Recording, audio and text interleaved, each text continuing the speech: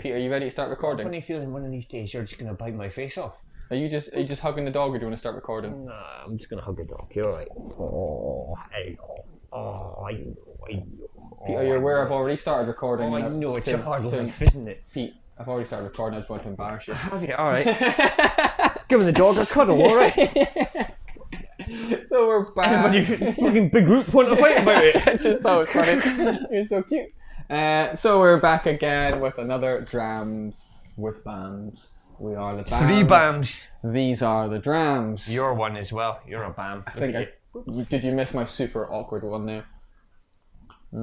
You are always super awkward. I know, it's great fun, isn't it? It's weird. So, Totes ox, as you would say. I've said that in the past. Shit.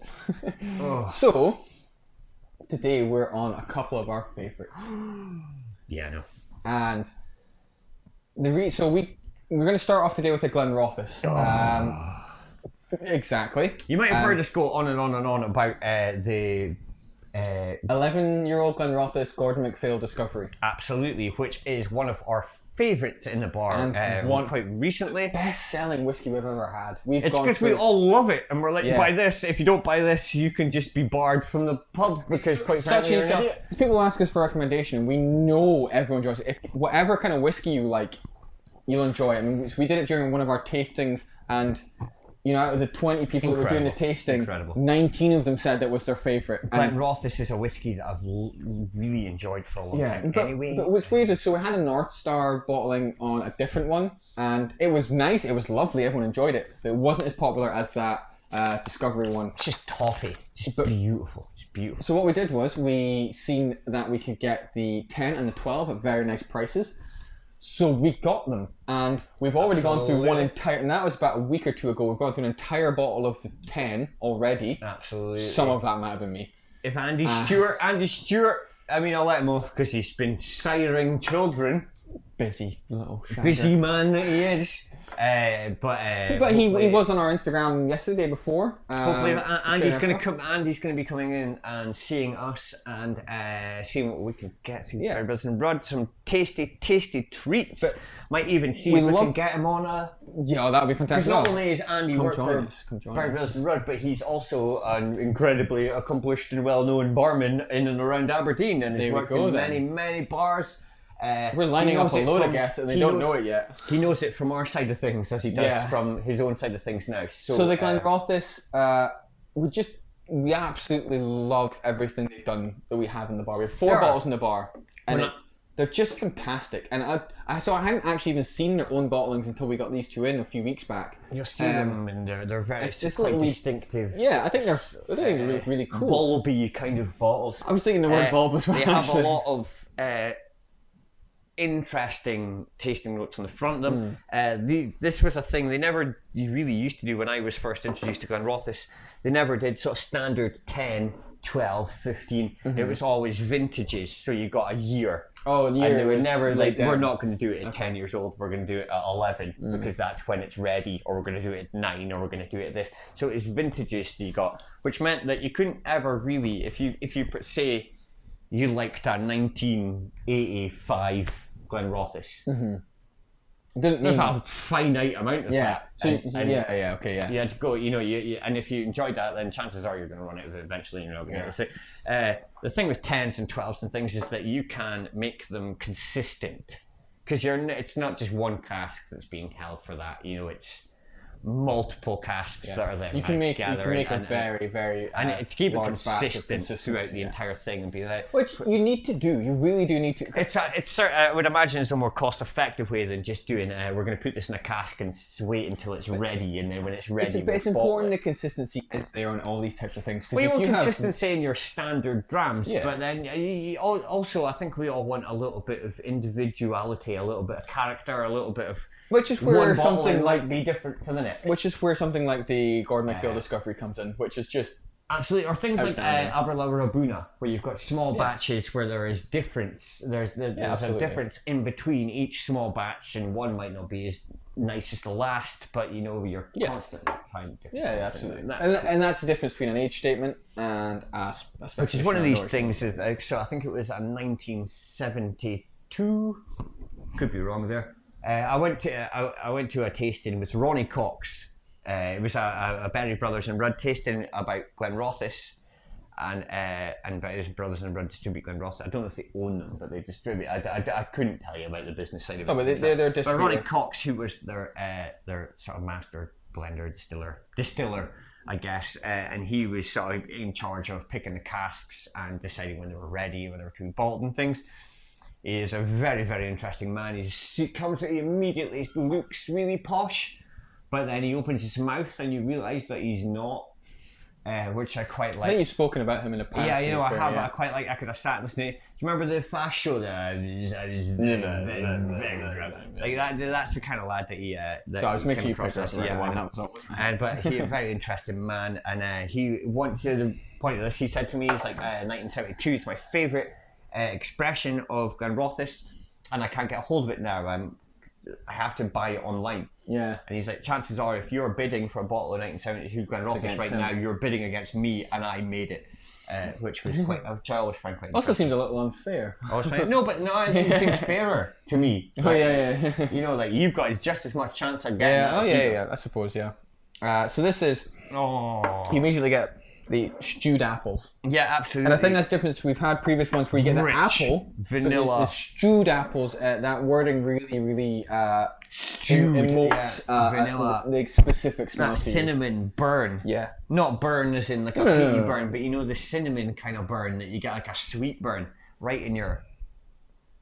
And you also get the tropical fruit, and I think that's one we also got with the 11 Gordon MacPhail was tropical, and that's something what everyone really liked about it. Is this really fantastically fruity one. This is lovely. So complex. What I have seen in the notes of this is the last part of the notes for this is a hint of sherried funk. Sherried funk. Now, do they mean like he was a wrestler, wasn't he? Like, do they mean like it's funky? Or a funk. It's funky. Like that's an existential funk. You know, like a. So that one I'm not sure. I don't know exactly. I get the sherried part. Terry Funk was a wrestler. But he put on, his wife was Sherry, so he was a sherried funk. If Terry Funk's still alive, he should come back to life. And if Terry Funk's dead, he should come back to life. I thank you for that. Yeah, he probably would. Terry Funk's still alive. He should come over to Scotland. Fantastic notes on it.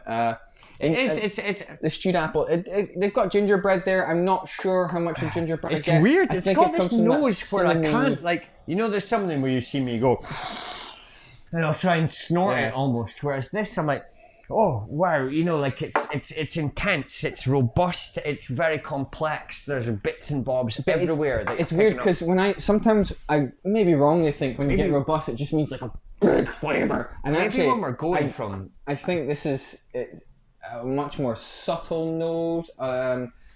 Maybe I'm just using the word robust wrong when we're describing. I don't think that's subtle. I think that's a big full-on uppercut of the sherry. waft you get, but I think that the notes you get through it, there's more to pick from. It's a sherry and uppercut, you get them. But then you get the sort of lovely cereally. Notes that I earthy, like earthy rather than grassy. I like mud. Yes. Yeah. Mud. Yeah. Yeah, it smells like mud. Sorry, guys. It's not what we mean. Obviously. I just want to smell it. I'm really, really loving Glenrothes these days. That I'm very new to it. grainy, I'm willing to admit I'm new to it. Savoury thing is something that I have taken as a constant through Glenrothes. So now they do have these dark, rich, fruity kind of ones. I've seen a lot of really dark, it's like blood orangey kind of those kind of things. But there's always that sort of cereal porridge in there. But I have a taste, and I think it's got a really good depth to it. I think that is incredible. There's a lot going on there in the taste, I think, but it's all interesting and nice. You get the dried fruit straight away, a bit of the cinnamon. You know what I'm going to say, and I won't say this for a lot of things, but that is it's one of my favorites. Intrinsically whiskey. You know what I mean? We're quite lucky to be able to try all of these different types of things, and there's all these different things, but if you were going to go to a core, if a fucking alien landed and he went, give us your best example of a whiskey. Let me try, not the best, but let me try whiskey. Tell me what this means. That's whiskey. That's one of maybe only about 5 I've ever tasted. That's a wonderful pairing of cask and spirit. Yeah. As opposed to cask overtaking the natural notes of the spirit, or the spirit. We do have in the some of the things I don't really get because everything. They say the palate is also old leather.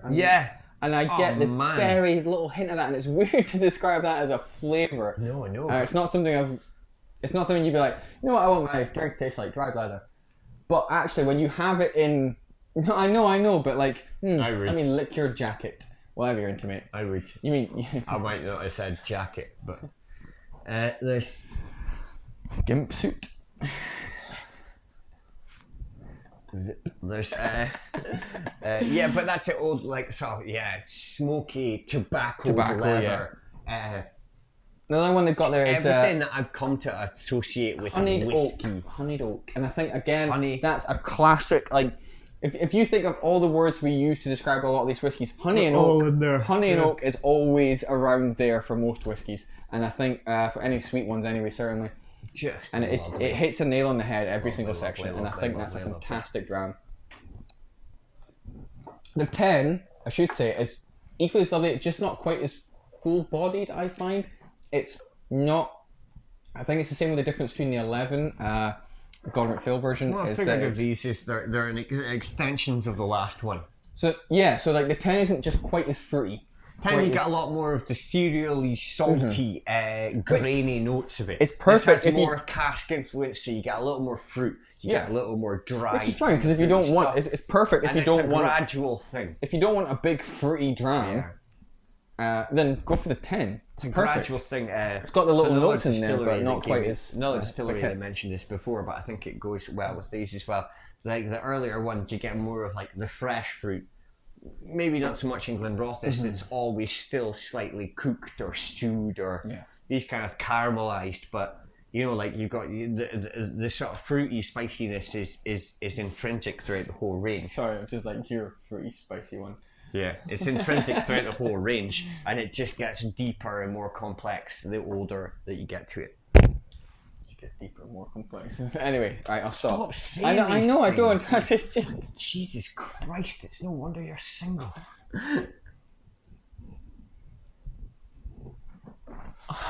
Don't take that away. Right. You can leave. But so we're on to now we've spoken, and the story may have come up in the past where you've made the joke in some respects that you've had a better relationship with a certain whiskey than you have we've all done this. You know, did you ever make a joke on the offhand and then like your girlfriend takes it really seriously? Yeah, and you get people remember it forever, and then you're forced to live by it forever. This is one of them. Daluiane, 16-year-old, the flora and fauna. I learned what Daluiane means. It's Gaelic for the green veil. I didn't know that until today. Don't look behind the green veil. Right. Daluiane, this is so the flora and fauna range. They've all got like badgers and birds and plants on them and stuff. A lot of them denoting the things that are close to the distillery. Which, in this case, is in Banffshire. It's, indeed. Aberlour? Yeah, Aberlour. There you go. Yeah, Daluiane, if you're driving up that kind of area, you'll see Daluiane. You know what I have found weird about this bottle? It's, to my mind, it's the first bottle I've seen with this, and it's got nutritional information on it. Got nutritional information right. On it. Now, I'm used to looking at things like that, how much salt, carbs, whatever and stuff is in. I'm not. Yeah, no, I know that, I know. But I have never seen this on whiskey before, so I'll just show you. It's really weird as well because it's only got 2 things in it and nothing of anything else. I can think kind of pointless. So hopefully you can see that. I'll just slowly move it away to hope it'll catch it in the focus. It's got nutritional information, so it's got the calories. So in a 25 ml, so in a normal nip, you get 247 calories. Sorry, kilojoules of energy. The calories 60.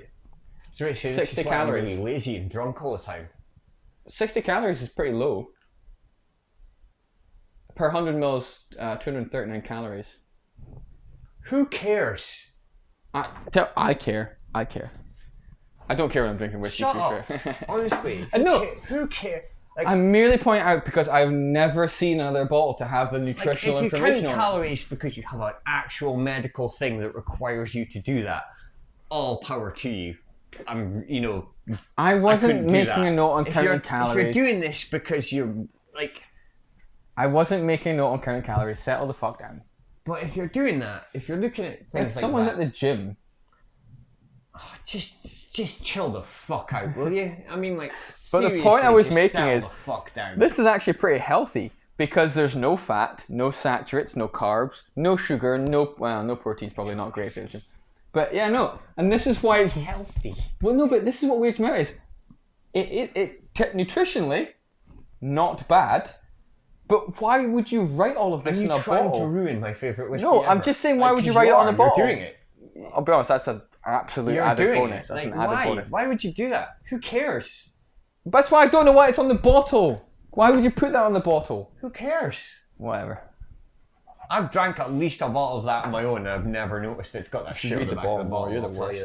Why would I read the bottle when it's got... Everything's zero. It doesn't matter. That's why I don't know why they put it on there. It's useless. Oh. Anyway. So the nose is cereals, barley, sugar, sherry.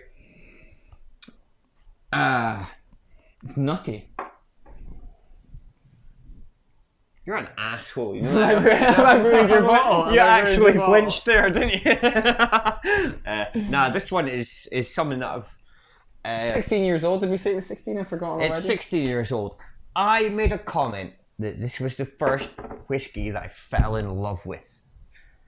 Now, as we've all been around, we've all been around the old whiskey now for a while. That you know what I mean now. Sober as a judge. You know what I mean now. I do know what you mean. Like we've all got a bottle that is close to us, yes. and that is something that Mine are just over there. I see it. I'll always go for it. But then you look at that Auchentoshan 12 that we've discussed in previous things. We spoke about as the first whiskey that you really were like, wow, I fucking really enjoy that. I mean, there was one that had almost an entire fucking bottle of it. That'll stay with you. Yeah. And these things. That's why I'm happy it's the malt of the month. These things are £3.50. Now this is when it was introduced to me. Now these things change slightly in their range and stuff like that. The Mortlach 15 Flora and Fauna is another one that I would literally kill for.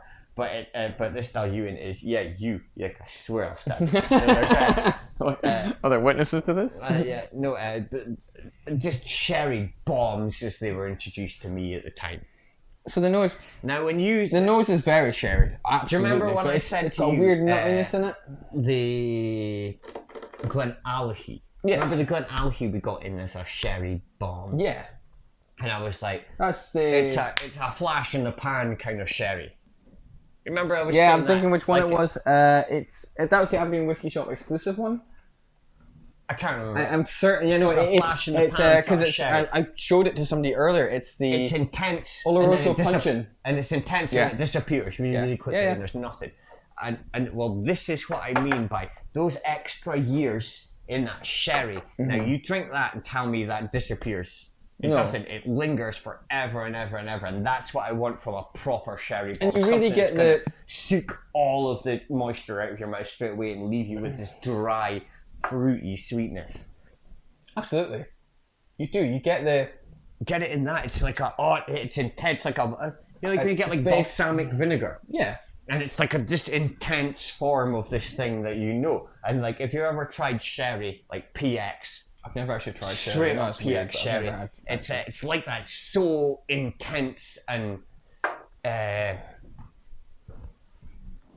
what's the word? Not like reduced, concentrated. Yeah. That's it. It's very very concentrated, and that's I get a really concentrated sherry hit out of this. Fair enough. And I like sherry cask. I really like this. I'm like it definitely held up to your because you bigged it up a lot. But it had a lot to live up to. Your mouth shrivels up your tongue, shrivels up your cheek. No, but it had a lot to live up to after all your quite frankly wanking off of this whiskey.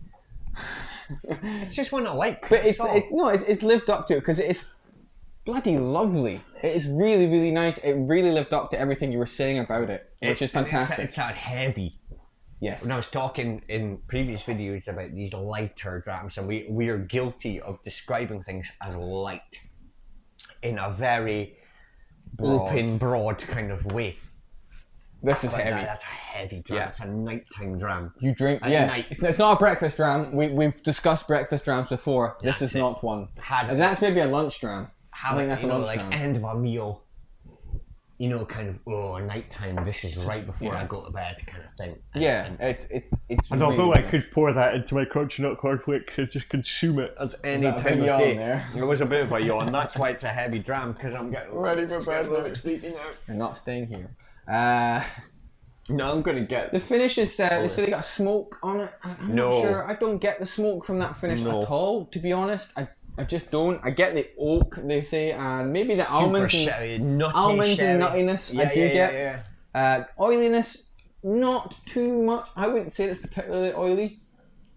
So I would. The notes we've got on it. The finish is nutty almonds, oily smoke, oak, and 3 out of 5. I agree with the finish. Oily, but this is what I mean. What we describe as oily probably comes from maybe our experience. Yeah. Oily whiskies where you're watching the legs and they take on the nose. What they mean by that is probably a bit different. Yeah. So incredible. There we go. Fantastic drams. £9, £6. Cracking one. Speyside, or Highland. If you're a Highland Speyside person, these are the drams for you. Although they're both Speyside, they are Speyside.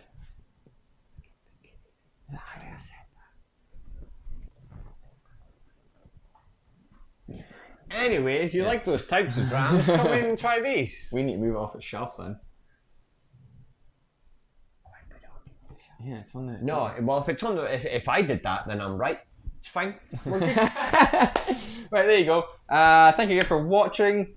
Keep an eye out for our whiskey tasting. This video should be shown before it. Also take a look at our Facebook page for any updates we have. We're currently doing the Only Drams. Sorry, did I say it? Saying it like that. Only Drams. No, stop it. Why?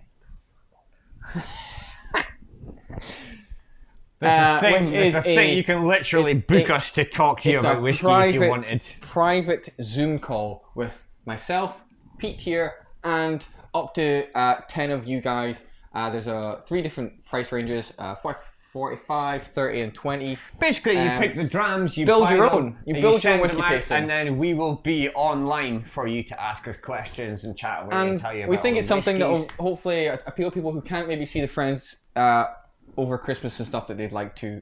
Sadly, with everything that's going on right now, how do you distribute the? They can come and pick them up. Come and pick them up from the bar. Come and pick them up separately. And then you sit at home. We're all COVID safe. Zoom. Yeah. Take them home. Join us on a Zoom call and join your friends on a Zoom call for a good few hours of Only drams. Let's be honest, questionable banter. And we'll wiggle our. No. Bottles. We'll wiggle our bottles. Bottles only, unless you pay us extra. But please keep an eye on our Facebook page for that kind of thing. Pay extra for that. No, we'll pay us extra not to do it. Yeah. Thank you very much for watching again, guys. Take care, guys. Thank you Look very after much. yourselves.